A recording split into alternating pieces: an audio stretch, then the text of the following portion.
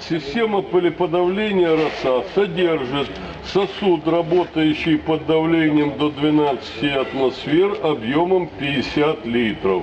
К сосуду подводится от основной магистрали на коллектор сжатый воздух. Большая часть сжатого воздуха по рукаву поступает на питатель абразива. Меньшая часть, но с большим давлением, поступает в сосуд, вытесняет воду, и через регулировочный кран резинотканевый рукав поступает к эжектору. Эжектор устанавливается перед абразивоструйным рукавом. И поступающая вода на пути 5-10 метров смачивает частицы абразива, и при очистке различных поверхностей водяная пыль, роса смачивает именно вредную пыль. Бак оборудован горловиной для залива воды.